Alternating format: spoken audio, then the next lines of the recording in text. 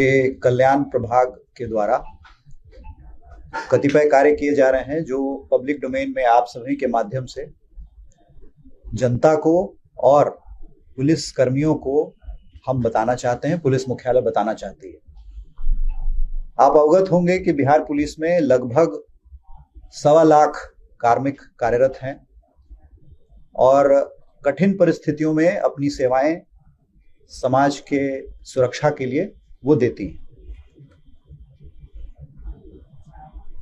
अगस्त 2024 में हम लोगों ने पुलिस मुख्यालय के द्वारा बैंक ऑफ बड़ौदा के साथ सैलरी पैकेज का इकरारनामा किया और इस सैलरी पैकेज के अंतर्गत कई लाभकारी योजनाएं हैं जिसका लाभ हमारे पुलिस कार्मिकों को मिलना शुरू हुआ है। आकस्मिक निधन की स्थिति में तत्क्षण सिर्फ डेथ सर्टिफिकेट की उपलब्धता पर 20 लाख रुपए और यदि एक्टिव ड्यूटी कर्तव्य के दौरान उनकी मृत्यु होती है, वे शहीद होते हैं, तो 1.5 करोड़ रुपए तत्क्षण उनके परिजनों को मिलने का प्रावधान इस सैलरी पैकेज के अंदर है।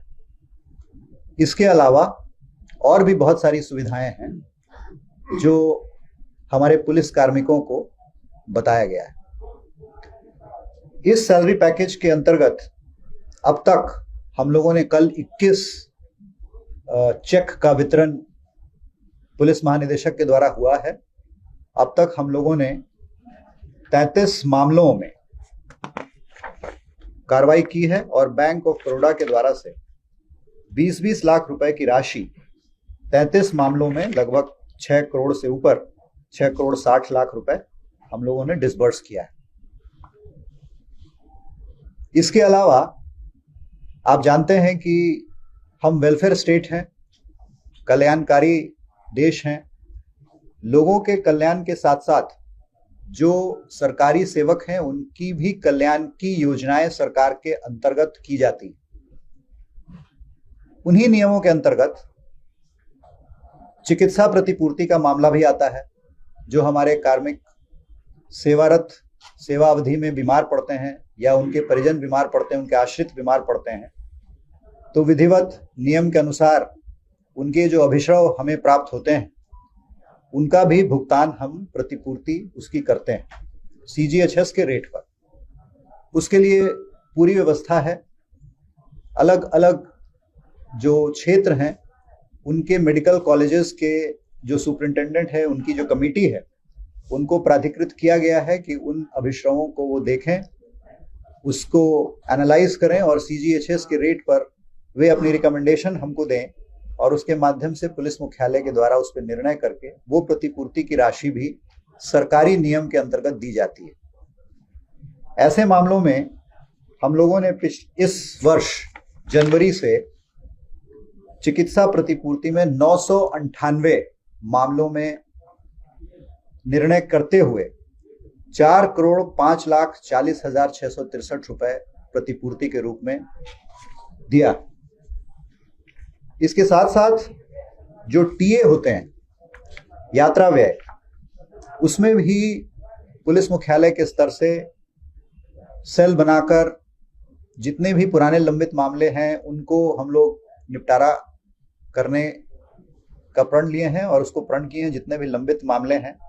और अब तक हम लोगों ने 2024-25 वित्तीय वर्ष में 45 करोड़ 41 लाख से ऊपर की राशि यात्रा व्यय में निर्गत किया है।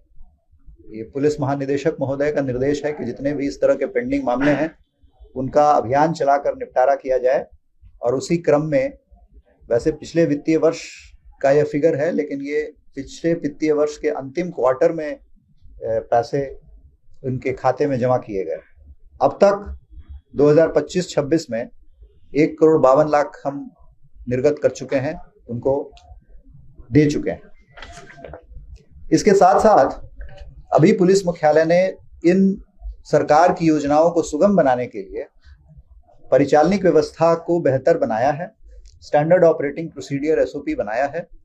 यात्रा व्यय के भुगतान प्रतिपूर्ति के लिए, चिकित्सा की प्रतिपूर्ति के लिए और उस एसओपी को बिहार पुलिस के वेबसाइट पे अपलोड किया गया है, जहां से पब्लिक डोमेन में है। वो कार्मिक के साथ साथ कोई आम नागरिक भी उसको एक्सेस करके देख सकते हैं, जो बिहार पुलिस मुख्यालय के द्वारा से उसको वेबसाइट पर अपलोड कर दिया गया।